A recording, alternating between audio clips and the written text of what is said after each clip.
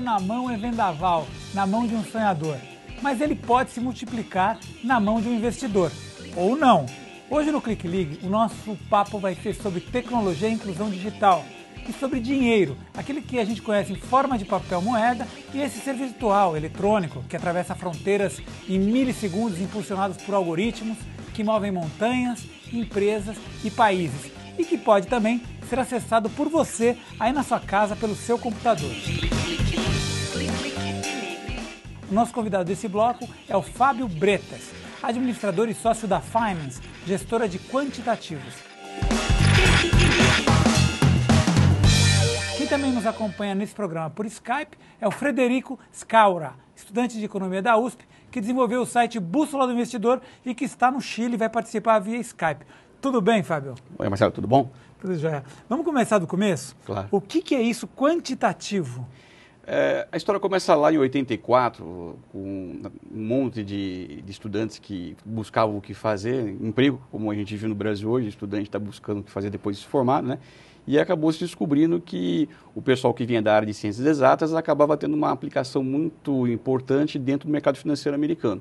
E aí os físicos, os economistas, que eram um pouco mais tecnológicos, vamos chamar assim, e os engenheiros, o pessoal das exatas mesmo começou a se vincular no mercado financeiro produzindo então softwares para fazer investimentos. Então deixando de lado aquela ideia de eu vou lá com o meu feeling, né, com enfim um pouco mais de conhecimento de economia mais profundo que é necessário, mas usando tecnologia passou a criar processos de investimento, processos mesmo, quer dizer, regras claras de como comprar e como vender, usando matemática, ou seja, na verdade as fórmulas matemáticas, não inventando a roda, mas simplesmente buscando coisas que já existiam, criando programas de computadores. Esses são os quantitativos. São pessoas que vêm da área de exatas e criam programas para investir e desinvestir em bolsas de valores, digamos assim. São robôs? Acabam sendo robôs, na verdade, porque se traduzem em software, né? Na verdade, qualquer processo que você faça hoje, bem delimitado, olha, por exemplo, digamos que você fale, olha, toda vez que tocar o sino da igreja vizinha, eu vou lá comprar uma ação. E toda vez que esse sino tocar 2 vezes, eu vou vender uma ação. Isso tem um processo, tá? É lógico, o processo está atrelado ao sino. Se você falar, olha, não tem mais um sino, mas eu tenho uma conta, e toda vez que essa conta cuspir o número 0 ou cuspir o número 1, eu compro ou eu vendo, eu tenho um processo, esse processo vira um software, e esse software em si é um robô. Por que um robô? Porque ele automatizou, é um processo automatizado. Então, isso que a gente fala que é um robô. Não um robô como as pessoas, de repente, vão pensar que existe lá uma coisa, uma carcaça, enfim, sentada lá, negociando. Não, na verdade é um software, né? Então, como é, por exemplo, o Google, é um robô que faz uma busca e assim por diante. Então, a gente fala robô, mas nada mais é do que um software, do que um processo matemático que o tempo todo está lendo o mercado, ou seja, vai lá e se alimenta das cotações minuto após minuto, segundo após segundo, e baseado em resultados, né, das contas que ele faz com esses dados, ele decide se ele compra ou se ele vende, ou muitas vezes se ele fica fora do mercado. E quem pode ter acesso a esses robôs? Hoje, na verdade, assim, hoje ficou democrático, né? Na verdade, as corretoras hoje, elas já têm, algumas corretoras já têm programas destinados a pessoas físicas, porque o grande problema é garantir que a pessoa que esteja usando, né, tenha conhecimento daquilo que ele está manuseando, porque senão isso é risco, né? É a mesma coisa que você dar um carro para um adolescente de 12 anos de idade. Ele vai dirigir, mas ninguém sabe os efeitos disso. Então, a mesma coisa acontece com esse tipo de instrumento. Então, a grande preocupação hoje é garantir que a pessoa que esteja usando esse tipo de ferramenta, né, não esteja incorrendo em riscos que vá colocar o seu patrimônio em risco. Então, é preciso garantir que tenha o conhecimento, que eu possa dominar um pouco a tecnologia. Que isso passa um pouco longe de dominar as contas, né? Uma coisa é você dominar o algoritmo que está por detrás. A outra coisa é você dominar a ferramenta. Você usa o Google hoje e não sabe o que está por detrás dele do ponto de vista de software, mas você é capaz de usar o Google, como outras ferramentas da internet. A mesma coisa acontece com isso. Então, hoje, você tem muita corretora que disponibiliza para os seus clientes, né? Lógico, são ferramentas bastante júniores, vamos chamar assim, nesse sentido, por conta do tipo de produto, mas você tem coisas mais sofisticadas que hoje estão acessíveis basicamente a investidores maiores, com outros objetivos e com um potencial financeiro também diferenciado, porque também isso tem a ver, né? Tá, mas aí a tecnologia é fundamental, por exemplo, o acesso. O que é essa questão do acesso? Por exemplo, as pessoas estão operando na sua casa com uma rede de 1 mega e tem outra pessoa operando com 10 mega. Tem uma diferença aí? Você está falando de velocidade, basicamente, mas nesse nível de competição, você tem os grandes profissionais lidando, né? Hoje você consegue fazer negócios em microsegundos, por exemplo, tá? Então aquela história, eu posso ter 2 ordens de compra de um ativo, tá certo? E na verdade vencer ela aquele que apertou o sinal, a tecla primeiro. Mas está falando de velocidade. Esse é um outro tipo de jogo, embora seja um jogo de alta tecnologia, mas é uma outra esfera, é um outro domínio, tá certo? Para o investidor hoje, vamos chamar a pessoa física, o cidadão comum que está no dia a dia, enfim, esse cidadão não precisa se preocupar com isso ainda hoje, não está no escopo dele. Quer dizer, ele tem hoje instrumentos que conseguem gerar lucro para ele, que trabalham numa esfera bem mais, um domínio de tempo bem menor, tá certo? Onde a largura de banda não vai influenciar em absolutamente nada no aspecto de eu conseguir negociar, não conseguir negociar. Vai muito mais influenciar ele o fato de eu ter estabilidade na rede, de eu ter uma rede que não caia, tá certo? Muito mais do que o tempo que demora para o meu sinal chegar lá, tá certo? Vai influenciar muito mais o tipo de produto que eu tenho, quer dizer, que algoritmo eu tenho, ou seja, qual a inteligência por detrás do software, do que a largura de banda dele. Quer dizer, então o domínio, o problema é outro aí nesse caso. Então vamos fazer uma pequena parêntese aqui. O que é um algoritmo, para a pessoa entender facilmente? Olha, a coisa mais fácil é o seguinte, pensa que você quer subir uma escada. Como você ensinaria uma criança a subir uma escada? Você, se ela entendesse a nossa linguagem, fala, levanta o pezinho da direita, coloca no pé, no degrau de cima. Depois que você tiver com o pé no degrau de cima, você coloca o seu outro pezinho no próximo degrau. E assim por diante. Repita esse processo e você vai estar no topo da escada.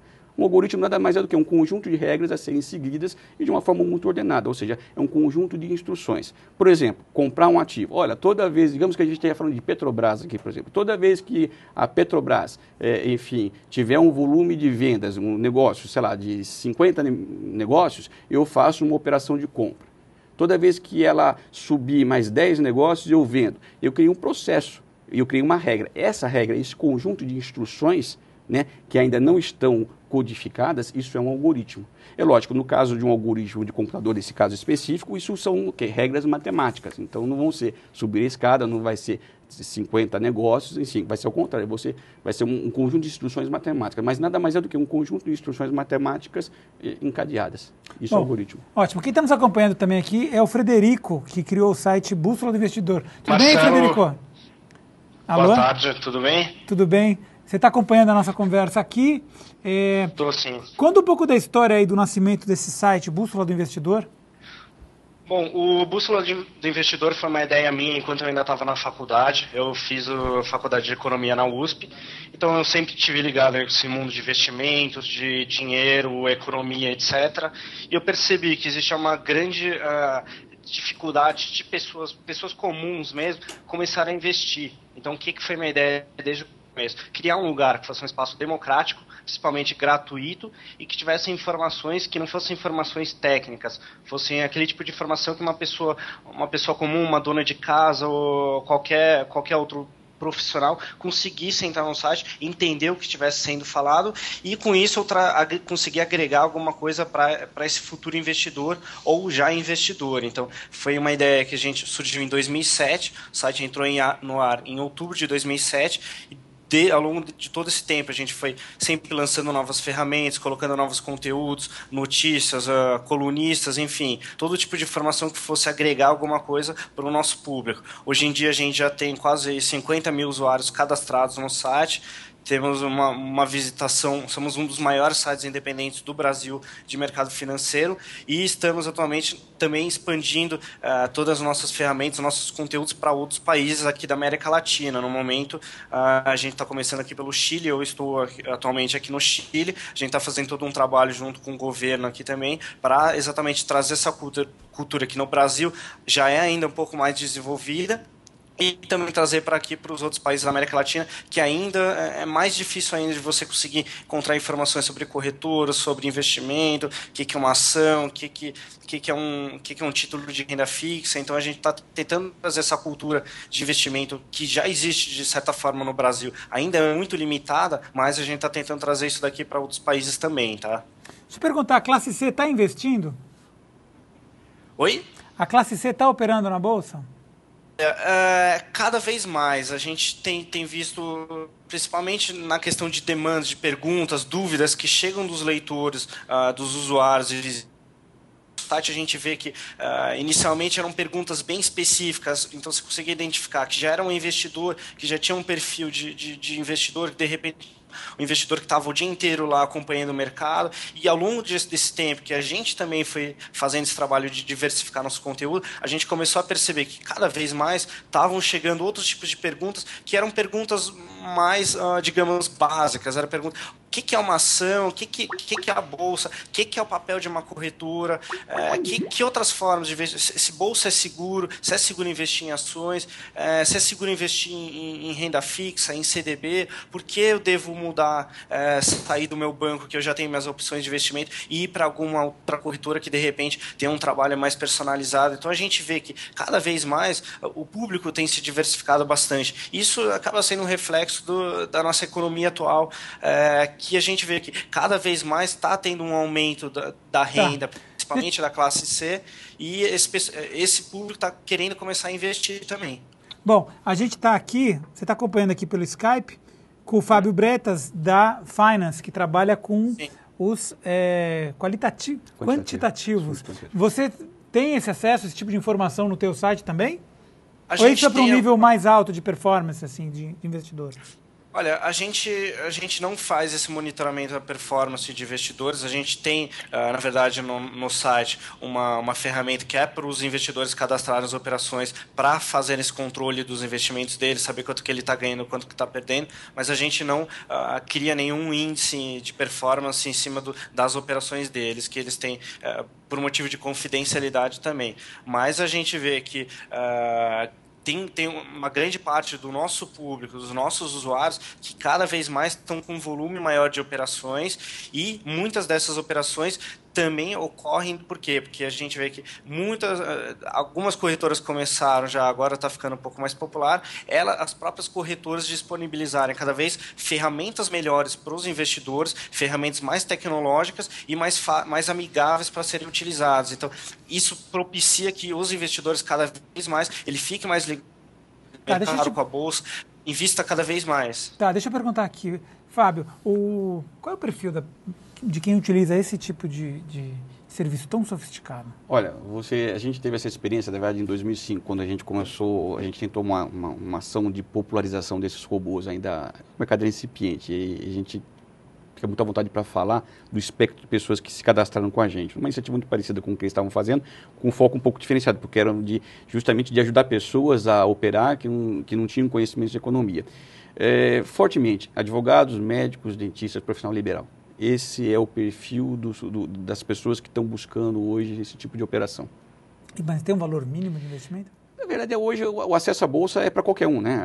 Eu costumo falar, a bolsa é de todos. Essa história de que a bolsa é cassino, que bolsa é para rico, isso não existe. Isso é coisa de muito tempo atrás, onde as pessoas não conheciam o que estavam falando, né? A bolsa, ao contrário, ela é para as pessoas pouparem mesmo, né? A gente tem que sair, uma economia forte se faz com financiamento de empresas através de bolsa de valor. Então, é muito saudável fazer isso. O que acontece é que as pessoas precisam se preparar para fazer os investimentos. Elas precisam entender um pouco do que é esse universo de investimento, né? E isso tem um pouco a ver com a cultura que o país tem, quer dizer, então a gente não tem ainda, infelizmente, no Brasil, uma cultura de educação financeira implementada efetivamente na escola pública, que é onde a gente deveria ter, quer dizer, mas na medida em que você percebe que as pessoas começam por um meio ou por outro, seja pelos sites, seja pela própria BMF, Bovespa, que tem feito ações já continuamente de educação financeira, você percebe que as pessoas que passam por esse processo, né, elas acabam, estou pronto para investir. E aí, a partir do momento que eu estou pronto do ponto de vista psicológico para investir, eu estou ciente dos riscos que eu vou tomar, é lógico, ciente você não quer dizer que você saiba todos,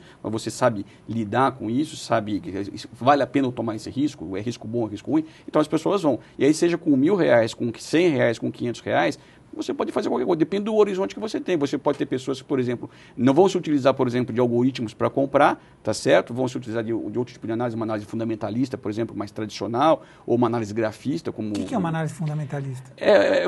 Você olha, basicamente, falando em empresas, você está olhando assim, os fundamentos da economia. Olha, temos uma crise, não temos uma crise, aquela empresa que eu pretendo comprar, ela está bem no mercado, o mercado no que ela opera, ele está em expansão, não está em expansão, a gestão da empresa é boa, não é? Quer dizer, quais as perspectivas de crescimento dessa empresa. Isso tem a ver com análise de balanço, tem a ver com análise da saúde financeira da empresa. Então, nesse aspecto, você tem gente que pode colocar R$50 lá e comprar uma ação no fracionário e passar a vida inteira comprando e poupando, como semelhantemente a colocar R$50 numa caneta de poupança. Bacana, a gente vai falar disso no próximo bloco com a nossa convidada, que é a Helena Abdala, que também começou em casa e hoje já está operando na Bolsa. Frederico, muito obrigado pela tua participação. Fica com a gente aqui, certo, que daqui a pouquinho a gente chama de novo. Você tem uma dica de como chegar ao final do mês gastando menos ou ganhando mais? Então vai até a nossa página no Facebook e compartilhe com a gente. O nosso Facebook é bem facinho de achar, é só procurar por Rede TVT. Vamos fazer um pequeno intervalo e voltamos já já.